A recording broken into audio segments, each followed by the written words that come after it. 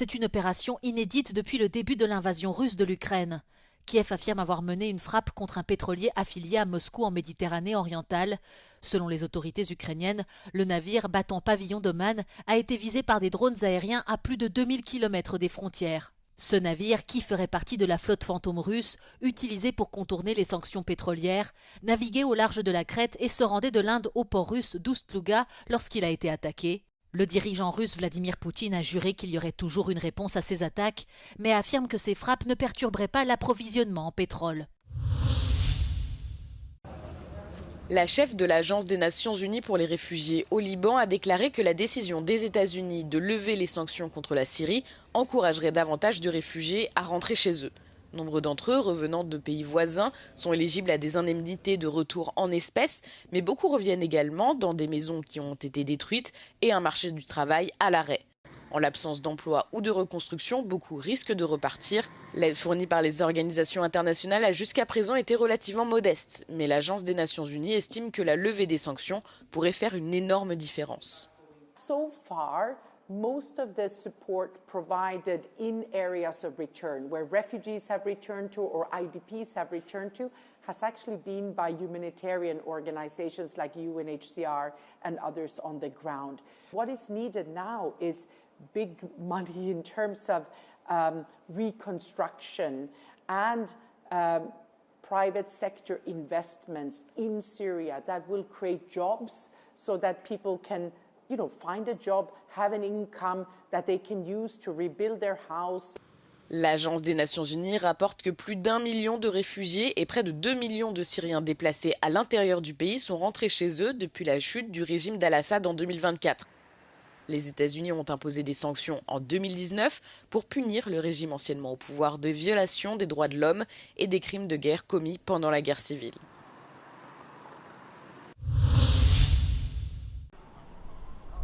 Le choc et l'incompréhension après la mort du professeur Nuno Loureiro. Scientifique portugais de renommée mondiale, il a été tué par balle mardi aux États-Unis à son domicile près de Boston. À Lisbonne, cet ancien collègue déplore la disparition d'un confrère très apprécié dans la communauté scientifique.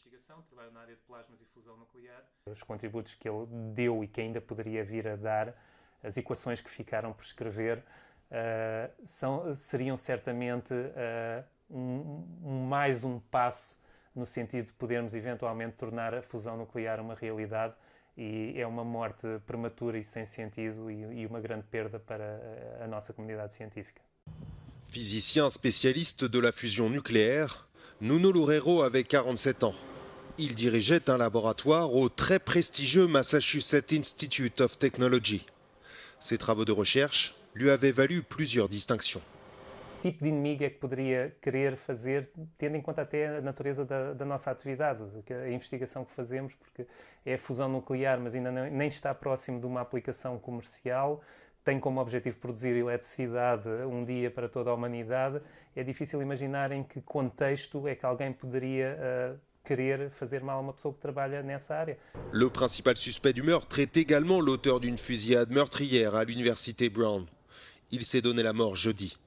Ressortissant portugais, lui aussi, il avait suivi le même programme universitaire que le professeur Loureiro de 1995 à 2000 à Lisbonne. Les motivations de ces actes restent pour l'heure mystérieuses. Les députés français ne sont pas parvenus à un compromis sur le budget de l'État 2026 vendredi, laissant le pays sans nouveau budget approuvé avant la fin de l'année.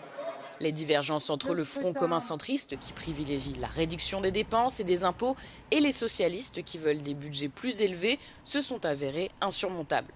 Le déficit de la France s'élève actuellement à 5,4% de la production cette année. Le Premier ministre Sébastien Lecornu a annoncé qu'il rencontrerait les dirigeants des partis la semaine prochaine pour discuter des moyens pour trouver une solution. On s'attend maintenant à ce que le gouvernement demande une loi spéciale qui reporterait temporairement le budget 2025 sur la nouvelle année pendant que les débats se poursuivent.